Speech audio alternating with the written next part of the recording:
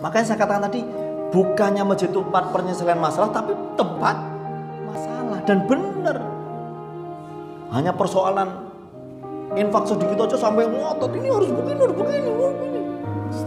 Karena tadi itu, mungkin bukan tidak ada rohnya dalam kepemimpinan di situ. Siapa yang harus diambil sebagai suri toladannya dan lain sebagainya. Masjid sebagai pusat ibadah, ini pasti fungsi pokok utama itu sebagai ibadah, pusat ibadah. Dan pusat ibadah pertama adalah sholat. Pada zaman Rasulullah, masjid dijadikan sebagai pusat peradaban Islam. Masjid adalah, kita sebut juga masjid adalah miniatur negara. Mungkin sebelumnya tadi kita bisa lihat sejarah Rasulullah itu, Masjid Nabawi sampingnya itu nanti ada namanya As-Suffah, ada yang menyebut Darussufah atau As-Suffah, yang dimana di situ tempatnya para qurra. Sampai hari ini mungkin ada nggak masjid-masjid yang mendirikan tempatnya dekatnya itu sebagai tempat orang-orang yang tidak punya tempat. Disebutkan di situ ada 400 sahabat yang tidak punya tempat diberi Rasulullah.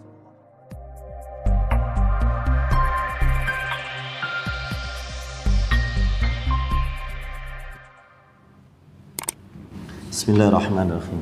Assalamualaikum warahmatullahi wabarakatuh. Innalhamdalillahi nahmadu wa nasta'inu wa nastaghfiruh wa na'udzu billahi min sururi anfusina wa sayyiati a'malina may yahdihillahu fala mudilla lahu wa may yudlil fala hadiyalah. Asyhadu an la ilaha illallah wahdahu la syarika lahu wa asyhadu anna Muhammadan abduhu rasuluh. Allahumma shalli ala Muhammad wa ala alihi wa sahbihi wa man walah. Allahumma bika asbahna wa bika amsayna wa bika nahya wa bika namutu wa ilaika nusur. Asbahna ala fitratil Islam wa ala kalimatil ikhlas wa ala dini nabiyina Muhammadin sallallahu alaihi wasallam wa ala millati abina Ibrahim hanifan muslima wa makana minal musyrikin. Amma ba'du. Alhamdulillah, syukur pada Allah Subhanahu wa taala, pada kesempatan kita kali ini kita dapat dipertemukan Allah dalam kajian yang insyaallah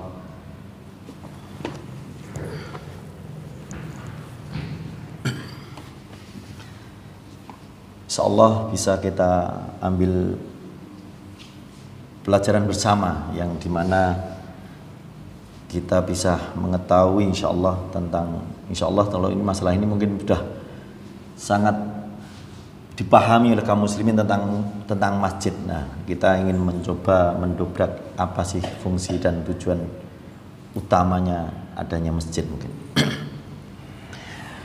Alhamdulillah, Allah takdirkan kita dapat bermajlis di tempat yang berbahagia ini, dan mungkin bagi saya adalah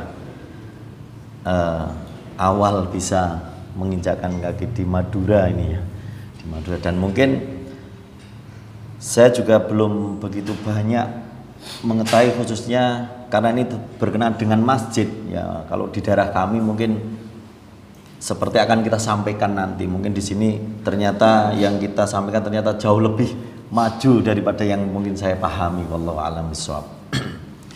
Dan juga sholawat dan salam senantiasa kita junjungkan kepada Nabi Muhammad SAW, kepada keluarganya, kerabatnya, kepada para sahabatnya, dan juga pada para pendukungnya yang senantiasa setia sampai akhir zaman. Alhamdulillah, selanjutnya saya ucapkan jazakumullah juga pada para takmir masjid yang telah mungkin memberi kesempatan pada kami bisa untuk saling sharing berkenaan dengan fungsional masjid khususnya. Ikhwanan jazakumullah, mungkin dalam waktu yang singkat ini mari kita sedikit mengkaji ulang. Di sini kami kasih judul memang dari masjid menuju kejayaan umat. Dari masjid menuju kejayaan umat, mungkin kita bisa sedikit ya, sejarah berdirinya masjid yang pertama didirikan Rasulullah adalah Masjid Quba. Nah, ini mungkin sangat kita kenal ya, Masjid Quba. Waktu itu Rasulullah hijrah SAW hijrah dari Makkah ke Madinah, yang singgah di daerah Quba ya. selama, ada yang meriwayatkan antara 10 sampai 14 hari. Karena Rasulullah tidak langsung ke Madinah menunggu rombongan terakhir, yaitu rombongannya Ali bin Abi Thalib radhiyallahu taala anhu yang sebagai penyisir hijrah terakhir. Yang Ali membawa para wanita-wanita dan anak-anak yang terakhir dibawa Ali bin Abi Thalib. Maka Rasulullah menunggu di daerah Kuba. Di sana Rasulullah hari ke-10 atau ke-14 tadi mendirikan sebuah masjid di tanah salah seorang sahabat Rasulullah SAW, yang di sana Rasulullah adalah peletak batu pertamanya, yang kedua oleh sahabat Abu Bakar, yang ketiga sahabat Umar, yang keempat sahabat Utsman, dan kemudian dilanjutkan dengan yang menembak adalah sahabat Ammar bin Yasir. Selanjutnya ketika sampai di masjid di Madinah pun Rasulullah juga mendirikan masjid, yaitu Masjid Nabawi, ya, Masjid Nabi Rasulullah SAW. Ketika Masjid Nabawi, Rasulullah meletakkan batu pertama adalah peletakan batu pertama Rasulullah juga. Rasulullah melakukan batu pertama, kedua di sampingnya adalah Abu Bakar, setelah itu Umar, setelah itu Utsman, kemudian Ali, sahabat Ali radhiyallahu taala anhu. Kemudian Rasulullah bersabda, mereka adalah khalifah setelahku, katanya, sabda Rasulullah SAW. Dalam sebuah riwayat mungkin bisa kita lihat di sirah-sirah Nabi SAW. Inama ya'mur masajidallah man amana billahi wal yawmil akhir wa aqamas shalah wa ataz zakah wa lam yahsha illallah fa'asa ulaika ayakunu minal muhtadin. Hanya orang-orang yang membangun masjid Allah ialah orang yang beriman. Nah,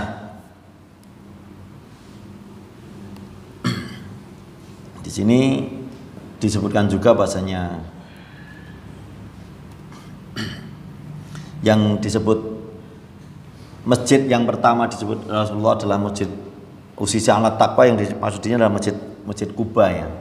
Masjid Kuba. Dan kamu berdiri dalam masjid ini, kalau ayat sebelumnya tentang berkenaan dengan masjid yang telah ingin menandingi masjidnya Rasulullah. Nah, tapi ini kita titik poinnya adalah pada masjid di mana Rasulullah dirikan pertama adalah Masjid Kuba, yang disebut sebagai masjid usisa ala taqwa, yang disitulah untuk menjaga ketakwaan kaum muslim khususnya yang didasarkan atas ketakwaan, dan di mana yang memakmurkan masjid-masjid Allah adalah orang-orang yang beriman pada Allah dan hari akhirnya.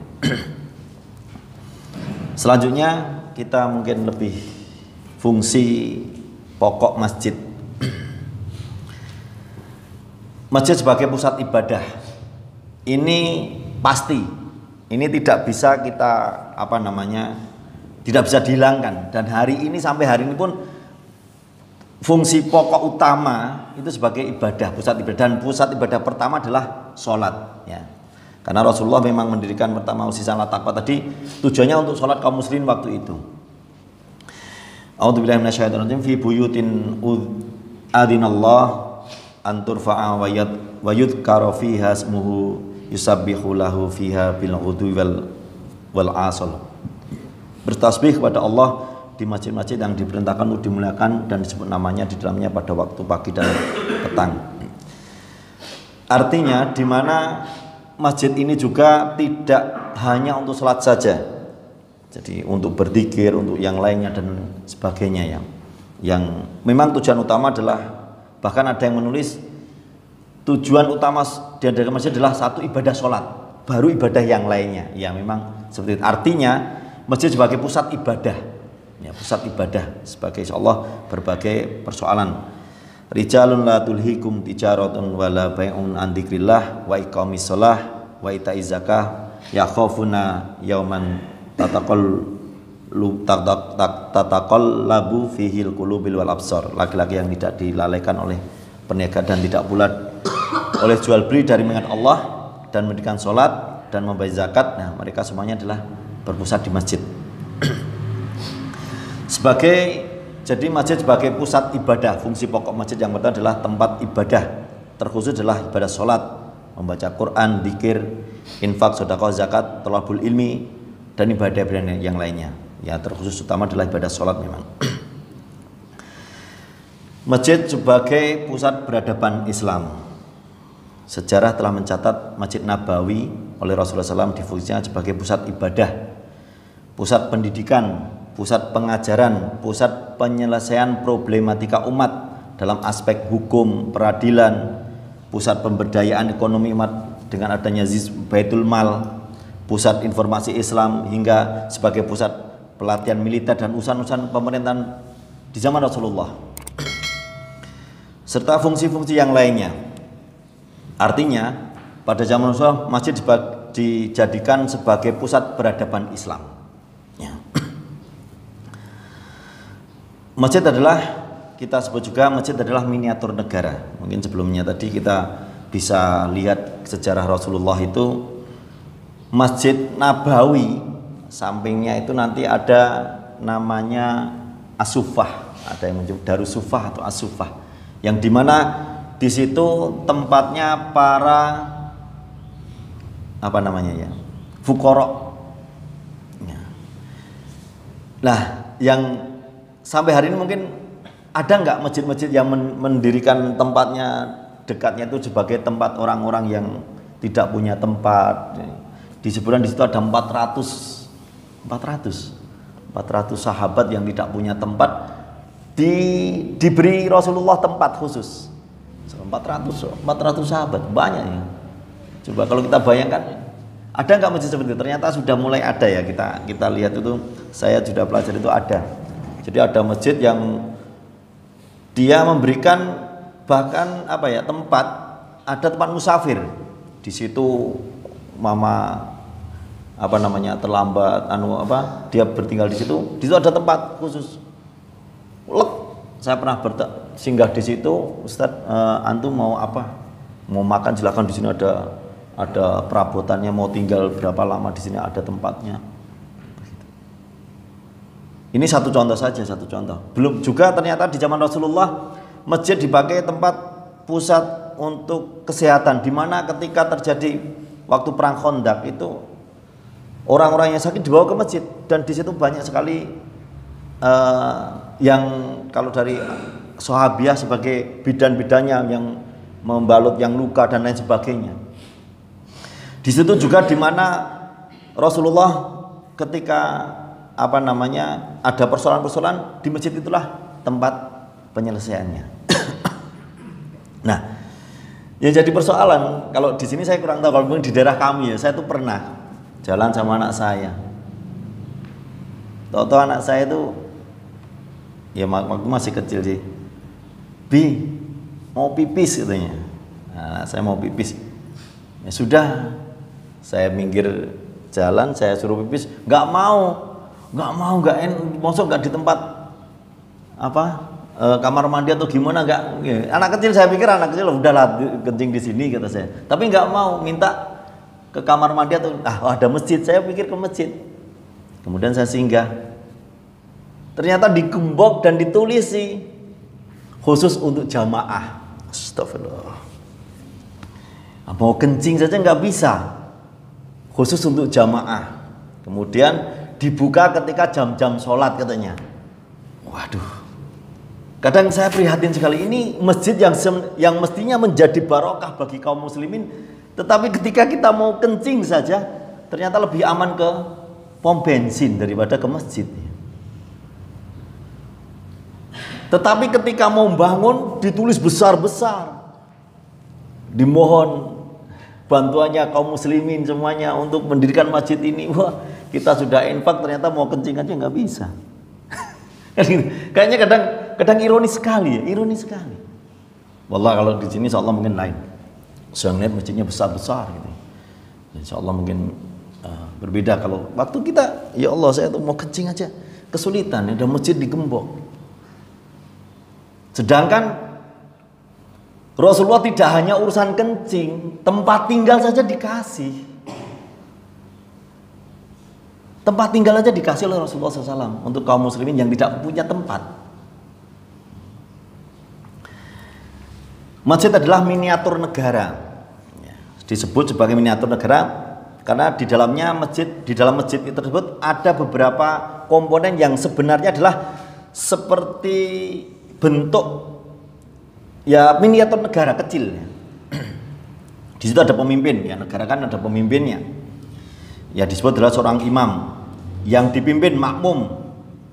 Wilayahnya yaitu area masjid dan seluruh wilayah jamaah masyarakat sekitar masjid. Ya kan begitu. Nah, yang jadi persoalan, bisa nggak kita ini betul-betul menjadikan masjid ini sebagai miniatur negara? Artinya begini, saya memang mendapatkan masukan dari seorang imam itu harusnya seorang imam masjid itu melebihi seorang imam masjid itu melebihi RT, memahami kaumnya itu melebihi RT. RT itu tahu banget sekampung itu yang perlu dapat BLT itu siapa, yang perlu dapat Jamkesmas mungkin Askes dan ini siapa, kan tahu. RT tahu yang muslim mana, yang kafir mana ya, yang muslim mana, yang Kristen mana, yang agama lain mana, tahu kan mesti, karena ada datanya. Harusnya imam itu yang lebih tahu. Imam harusnya tahu ini masjid ini, ke depan sana yang mungkin sekitar kita ambil wilayah, memang harus ada pemetaan. Kita petakan perjuangan dakwah kaum muslimin di masjid ini. Ke sana yang muslim berapa? Catat semuanya. Sudah yang muslim berapa? Catat lagi. Yang muslim berapa, yang ke masjid biasa, yang sering ke masjid berapa, yang tidak ke masjid berapa. Tapi kalau yang saya pelajari di satu masjid itu malah lebih daripada itu. Yang sudah haji berapa, yang baru umroh berapa, yang belum pernah haji berapa, yang sudah daftar haji berapa, yang miskin berapa, yang sampai segitunya. Jadi imam masjid daftar, ini kok nggak kelihatan kemana. Catat. Seorang imam masjid, fungsi dan tugas imam mestinya ini. Seorang imam masjid mempunyai fungsi dan tugas sebagai berikut: menjadi seorang pemimpin dalam ibadah, ya pasti imam masjid, maupun memimpin dalam manajemen atau kepengurusan masjid. Mestinya imam masjid inilah yang memimpin segalanya. Menjadi narasumber ilmu, duduk. Jadi imam masjid itu mestinya nggak pergi kemana-mana. Imam masjid habis ngimami segera pulang, harus jualan atau segera ke ladang atau segera ke laut. Kenapa? Ya untuk keluarganya. Harusnya imam masjid duduk nanti sebagai narasumber ilmu. Disitulah kaum muslimin menimba ilmu. Nah terus yang tanggung jawab siapa? Wah ini nanti seorang imam masjid mestinya ini memang kita bicara ideal ya, kita bicara ideal. Kita cobalah mencoba nanti miniatur negara betul. Jadi miniatur negara kecil lah, artinya miniatur kampung tadi itu. Dia duduk seperti ini, dia bisa mengatur kaum muslimin. Jadi bisa mengetahui, wah ini kok kenapa nggak kok sering ke masjid. Jadi kalau di satu masjid itu kelihatan duhur ke masjid, asar ke masjid, maghrib ke masjid. Malah ditanya, kok kamu sekarang sering ke masjid kenapa? Ternyata saya di PHK kan, karena nggak punya pekerjaan akhirnya sering ke masjid. Masjid harus tahu kenapa di PHK. Maka masjid tanggung jawab. Harusnya kalau di PHK, bismillah. Gini, kamu bisa apa? Kemampuan kamu apa? Jangan ada imam masjid, jangan ada kampung di sini yang nganggur. Khususnya kaum muslimin yang nganggur jangan sampai. Jadi sampai kita perhitungannya tidak hanya persoalan sholatnya kelihatan, tidak, tapi juga sampai pada dapurnya kaum muslim itu tahu imam masjid-masjidnya. Jadi kepengurusan dan memimpin sebagai narasumber ilmu juga. Melalui manajemen masjid yang baik, ada 3 langkah dalam konsep manajemen masjid, yaitu pemetaan. Pemetaan tadi dipetakan. Pada konteks pemetaan, setiap masjid harus memiliki peta dakwah yang jelas. Kita petain mungkin dari sana berapa meter ke depan, berapa kilo ke sana, berapa kilo ke sana. Nah, memiliki peta dakwah yang jelas, wilayah kerja yang nyata, dan jamaah yang terdata. Jamaah terdata betul. Dalam hal ini jamaah adalah termasuk masyarakat yang ada di sekitar masjid. Bulan ini grafiknya kelihatan. Jamaah masjid yang sering ke masjid masih hanya sekitar berapa kakak, sampai tahu. Sepertinya saya katakan tadi melebihi RT tadi loh. RT tahu, RT sini berapa kakak Pak? Oh sini 34 kakak. Oh cuma 34, kalau tempat saya kok sampai 50 kakak, wah itu udah banyak nih. Nah masjid juga tahu ini berapa kakak wilayah sini. Ini ada 103 kakak. Yang muslim ada sekitar, bukan hanya sekitar, sekian kakak. Yang ke masjid sekian kakak.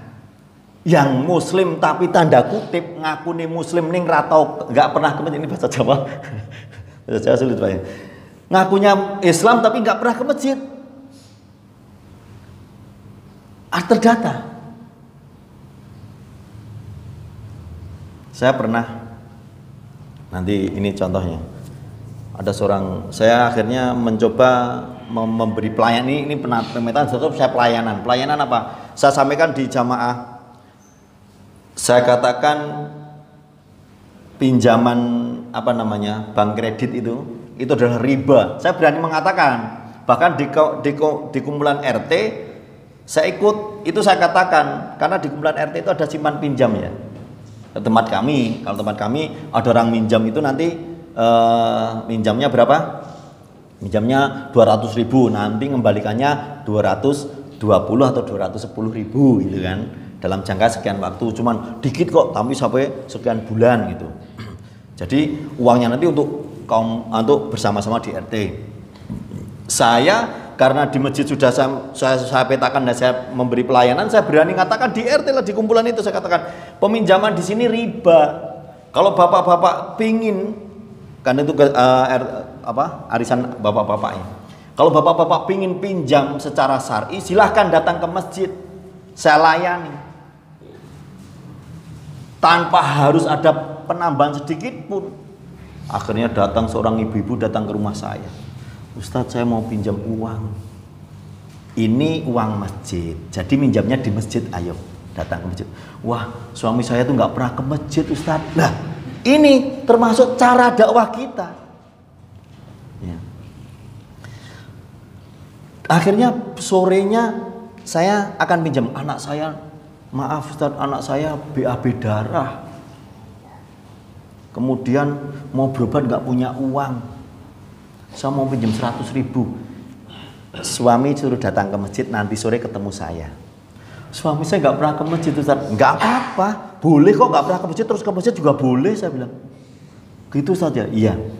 Bener, ba'da maghrib itu suaminya nemui saya, dia ikut sholat. Assalamualaikum Pak Ustadz. Tadi istri saya ke rumah. Oh jenengan ini suaminya. Iya. Anak saya sakit. Saya mau berobat nggak punya uang. Cuman mau pinjam 100.000 saja. Saya nggak. Kalau 100.000 saya pinjami 50 saja. Yang 50 saya infak. Saya kasihkan bentuk infaknya. Oh gitu Pak Ustadz. Iya. Tapi jenengan ini siapa? Bapak ini siapa? Saya orang sini Ustadz. Loh, sejak kapan di sini? Oh, saya sudah lama. Kok nggak pernah kelihatan? Berarti Bapak nggak pernah ke masjid ya? Iya. Ayo ke masjid Pak. Oh gitu Pak saja. Saya nasihati, akhirnya setiap hari ke masjid. Coba ternyata banyak kaum muslimin yang mereka tuh ya jangan sekedar ayo ke masjid, tapi nggak pernah kita beri pelayanan yang baik. Ini maka pemetaan jelas, pelayanan juga ada. Iya. Akhirnya dia berapa hari datang lagi, Ustadz ini sudah selesai hutang saya pada masjid. Oh ya alhamdulillah, kita catat. Besok lagi datang lagi. Kalau mau minjem nanti di masjid pada maghrib. Kita ada tempat khusus yang artinya ini kenapa kita rangsang ke masjid ya biar mereka berjamaah ke masjid. Yang ada manusia, ada orang yang kelihatannya dekat rumah masjid tapi belum pernah lihat bentuk masjid, belum pernah lihat luarnya saja, dalamnya. Ada gitu gak Pak? Ada kan? Ada. Ya ini imam masjid harus paham mana yang harus lahan dakwahnya, pemetaan jelas, pelayanannya di masyarakat harus ada. Memiliki dakwah yang jelas, data yang jelas, pendataan yang dilakukan dia terhadap jamaah mencakup potensi, kebutuhan, peluang dan tantangan dan lain sebagainya. Makanya tadi itu ketika imam masjid itu tahu ini lahan dakwah kita, loh kok ini kita berarti jamaah aktif, tapi Setiap maghrib isya datang ke masjid. Tapi kok ini duhur asar dia tiap hari ke masjid, ada apa ini? Duhur asar kok tiap hari ke masjid? Biasanya nggak pernah kelihatan. Assalamualaikum mas, kok ini tiap hari sekarang kelihatan di masjid? Iya pak, saya sudah nganggur sekarang. Loh, oh kenapa nganggur? Iya saya di PHK karena ada corona ini, pemutusan pekerjaan. Oh jenengan keahliannya apa? Wah saya ini nggak punya keahlian apa-apa pak. Jual pulsa bisa? Nggak punya modal. Kita kasih modal. Ambil saldo masjid sekian juta. Ambil berapa? 1-2 juta saja kasihkan. Enak sekali. Kok enak bagaimana? Ini untuk kaum muslimin. Rasulullah malah rumah dikasihkan itu berapa banyak? Saya katakan 400. Fuqara itu diberikan pelayanan. Saya belajar ini di Jogja sana ada satu masjid. Sampai-sampai maaf ya. Sampai-sampai begini terjadi. Satu hari ada seseorang mahasiswa Jogja kan kota mahasiswa. Itu kecopetan. Kecopetan barangnya habis, tasnya hilang, dompet sudah habis juga. Bangun dari tidur, kecopetan. Dia turun dari mobil, turun dari bis, lapor ke polisi. Pak, saya kehilangan, bahkan kartu identitas saya juga hilang, harta saya habis. Ketika lapor polisi dikasih uang sama polisi, kasih nggak tuh? Kayaknya hebat sih kalau dikasih. Setahu saya sih enggak. Tapi sama polisi didata, namanya siapa, kejadiannya di mana, apa bagaimana kan didata sama polisi. Tok, habis itu apa? Ya sudah, mau diselesaikan, ya dicari, sama polisi dicari. Tapi kalau ketemu. Kalau enggak, oh gini berapa hilangnya, tak kasih gitu. Banyak yang ngaku nanti ya. Sama polisi dikatakan apa? Mas, sekarang Anda sholatlah di masjid itu. Masjid mana? Nih alamatnya, dikasih. Masjid Joko Karyan Pak, mungkin Bapak pernah dengar nama itu. Saya pun ke sana. Belajarnya, datanglah masjid itu. Terus ngapa? Pokoknya sholat saja di situ. Kamu nggak usah keluar-keluar kalau nggak ditanya. Kalau berani ya bilang saja saya kecopetan. Kalau nggak berani ya diem aja di masjid. Bener, sholat nggak keluar-keluar didatangi sama takmir. Mas, kok ini sudah jam segini Anda nggak pergi? Saya kecopetan Pak. Oh rumahnya mana? Rumah saya Blitar. Oh jauh ya? Iya. Terus berapa ongkos kalau ke sana? Sekian-sekian. Ini ada dana baitul mal. Infak, sedekah, zakat kan berkumpul di situ. Buat apa? Buat musafir, buat orang yang bangkrut, buat kan ada kan? Ada dana zakat tuh ada ini. Anda kehabisan berapa ini? Berapa bekal yang harus nih ada zakat untuk Anda. Mau bersinggah di sini berapa hari silahkan. Kalau mau makan ini tempatnya, ini tempat tidurnya, ini mau makannya silahkan masak sendiri, ada bahannya semuanya. Oh iya, Jazakumullah. Coba kalau kita bayangkan setiap masjid seperti itu, nggak ada kaum muslim yang miskin insya Allah. Masjid kita kaya-kaya, saldo masjid besar-besar, tapi muadzinnya, imam masjidnya bayar sekolah kesulitan. SPP sekolah tunggakan banyak. Ketika mau datang ke masjid, Pak mau pinjam uang masjid, jangan, ini uang umat, nggak boleh dipinjam. Itu tempat kami. Hampir seperti itu. Ini uang umat jangan dipinjam. Terus ya untuk bangun sewaktu-waktu coba kalau ada apa-apa. Kita nggak punya dana. Oh iya Pak ya. Terus uangnya ditaruh mana? Supaya aman ditaruh di bank. Setelah di bank dipinjam orang. Sama bank juga boleh. Apalagi kalau bank konvensional. Mau yang minjem untuk jualan babi sekalipun nggak apa-apa. Nggak pernah ditanya. Bapak minjem untuk jualan apa? Ini uang masjid masalahnya. Kan nggak pernah seperti itu. Tapi ketika imam masjid mau pinjem, jamaah rutin mau pinjem, nggak boleh, ini uang umat Pak, nggak boleh dipinjam-pinjamin. Nanti kalau Bapak nggak bisa ngembaliin, saya yang bagian bendara gimana coba? Nggak bisa Pak. Aman, saldo masjid, saya sering baca itu, saldo masjid sekian ratus juta. Uang disimpan di baitul mal. Uang disimpan di BMT sekian, uang disimpan di bank syariah, uang disimpan di BRI atau dan lain sebagainya. Wah, terdata, pembukuan bagus, rapi, tapi kaum muslimin yang lain hanya untuk beli semen aja rusak rumahnya, nggak bisa. Akhirnya ke pinjaman-pinjaman yang nggak syar'i. Kenapa tidak kita kelola dengan baik pelayanan pada masyarakat? Pendataan tahunan ini menghasilkan database dan peta dakwah komprehensif yang menyeluruh ya. Database ini jadi melebihi RT tadi saya katakan. Mestinya melebihi RT mestinya. Jelas, karena RT datanya jelas sekali, ada semuanya. Bahkan kita mau tanya apa ke Pak RT tahu semua. Pak RT sini tuh yang sampai sini tuh yang janda berapa Pak RT tahu Pak RT. Ya. Sini yang yatim berapa tuh Pak RT tahu. Imam masjid malah kadang nggak tahu. Kadang nggak tahu. Wah ya saya nggak tahu, tanya Pak RT. Ya kan? Pendataan tahunan untuk apa? Mencakup nama, kakak, warga, pendataan pendidikan. Oh di kampung kita yang sekolah di pendidikan muslim sekian banyak, yang enggak sekian banyak. Bahkan sampai pada siapa saja yang sholat dan yang ini sudah sampaikan tadi, yang biasa sholat ke masjid, yang berkorban. Ini saya ambil dari Masjid Jogokarian itu ya. Datanya bisa detail sekali. Masjid menjadikan masjid sebagai pusat dakwah dan pendidikan. Nah, kita nggak usah sulit kalau memang sekarang sekolah-sekolah isinya sekolah mulai kaum muslimin sekarang dikerdilkan dengan pendidikan sekolah yang pendidikan agama semuanya disediakan, kita bikin sendiri bisa. Atau pusat dakwah dan pendidikan di mana kaum muslimin sudah dibikin aturan ini setiap sekian harus belajar. Imam masjid sebagai narasumbernya sudah cukup. Ya, sebagai sosial kemasyarakatan, ya ini kisah penampungan Ahlus Sufah yang saya pakai tadi.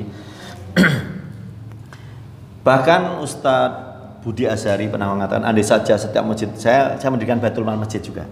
Andai saja setiap masjid itu ada Baitul Malnya, umpama gitu. Kalau zaman kekhalifahan itu ada Baitul Mal setiap kota. Perjalanan seorang musafir datang aja ke Baitul Mal.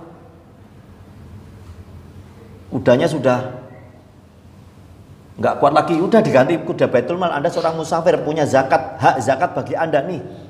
Berjalan lagi. Coba kalau kita ini seorang ustadz safar, udah datang ke sini sudah disiapkan.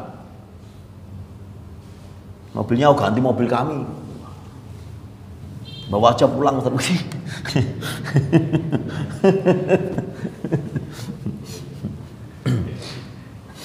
Tempat kesehatan umat, ada kliniknya. Gratis. Saya baru mencoba dengan apa? Dengan jam kesbal. Saya punya jam kesbal. Jam kesbal itu apa? Kartu jam kesbal jaminan kesehatan Baitul Mal.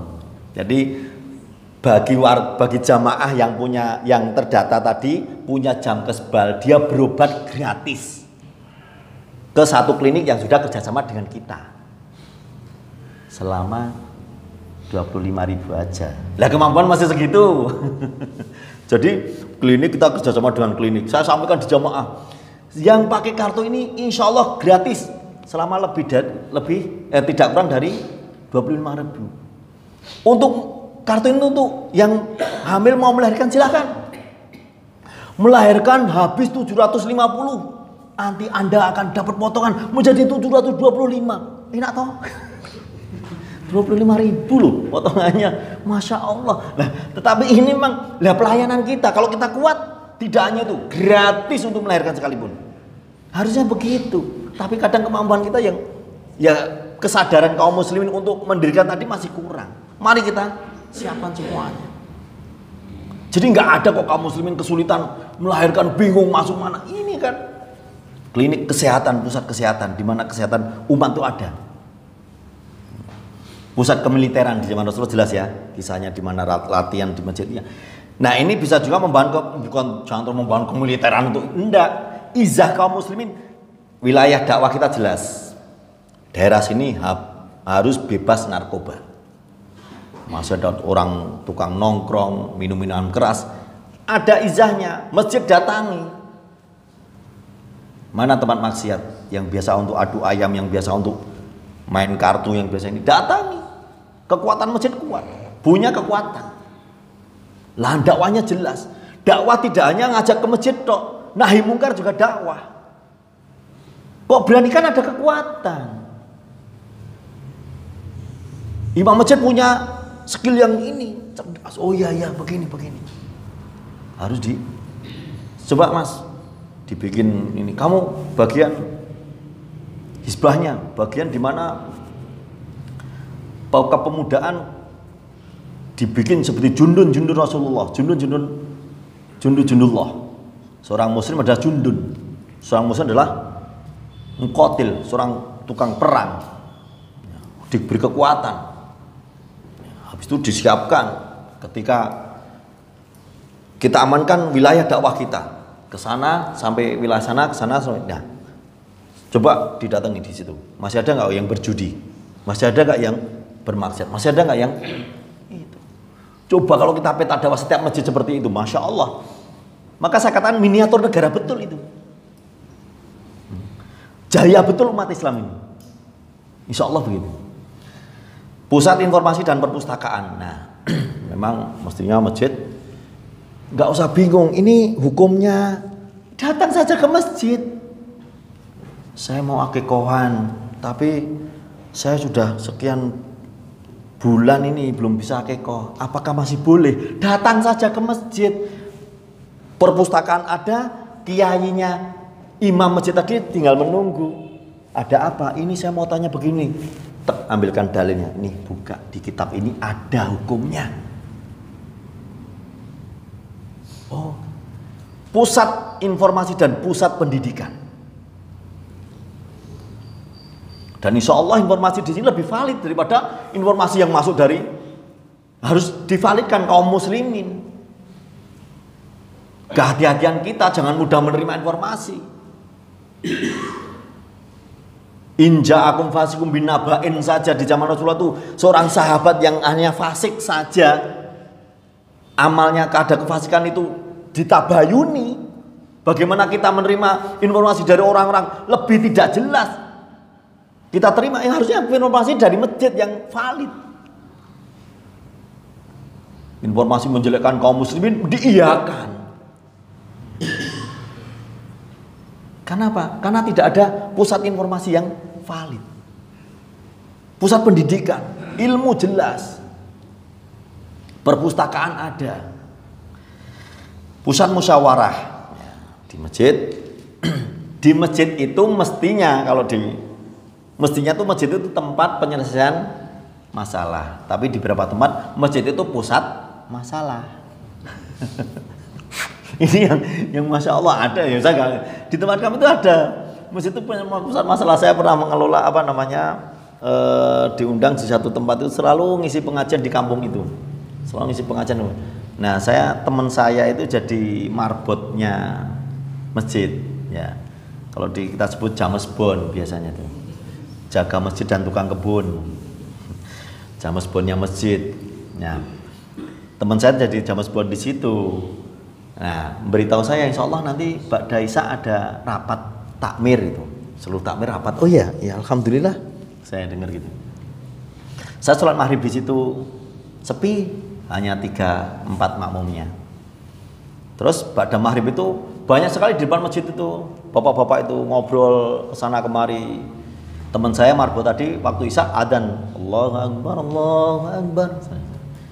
Saya selesai kaji, saya ngisi pengajian di kampung situ salah satu rumah. Saya terus ke masjid. Kok sepi? Mana katanya pada Isya ada rapat. Kan pada Isya lah. Terus kalau Isya pada pulang. Terus gak jamaah? Enggak. Ini orang-orang yang tidak pernah sholat jamaah ke masjid membicarakan masjid. Coba. Masya Allah. Makanya saya katakan tadi, bukannya masjid itu tempat penyelesaian masalah, tapi tempat masalah. Dan benar, hanya persoalan infak sedikit aja sampai ngotot, ini harus begini, harus begini, harus begini. Karena tadi itu, ya, mungkin bukan tidak ada rohnya dalam kepemimpinan di situ. Siapa yang harus diambil sebagai suri toladannya dan lain sebagainya. Tempat perlindungan, masjid sebagai tempat perlindungan. Ya, di mana Rasulullah ketika ada persoalan segera ke masjid.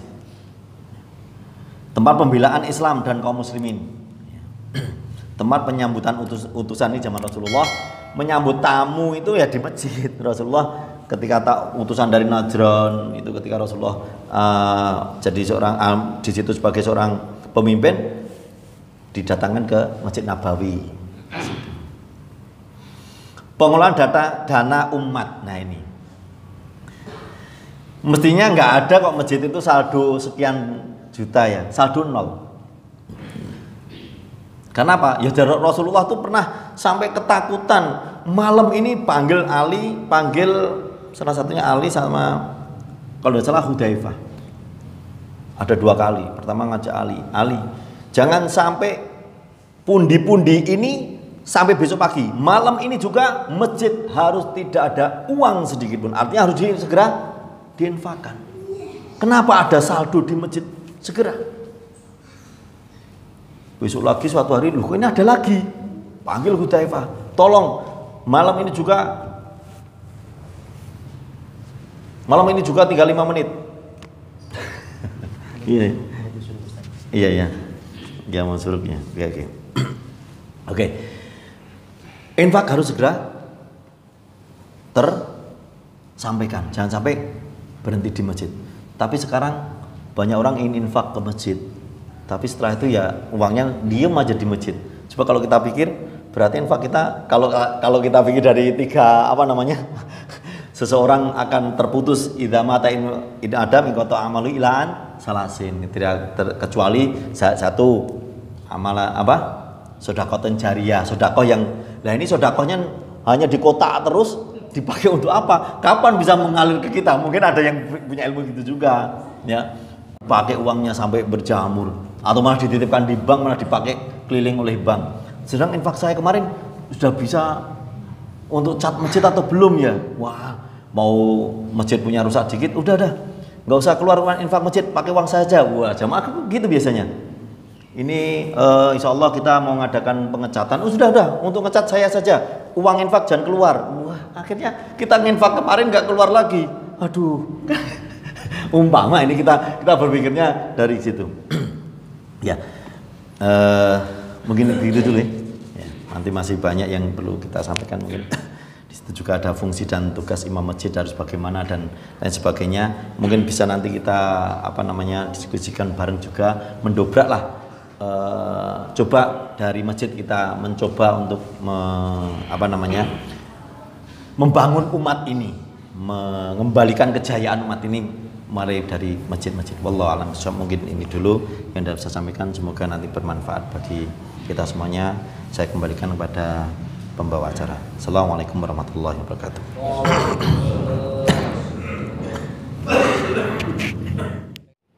Bismillahirrahmanirrahim. Assalamualaikum warahmatullahi wabarakatuh.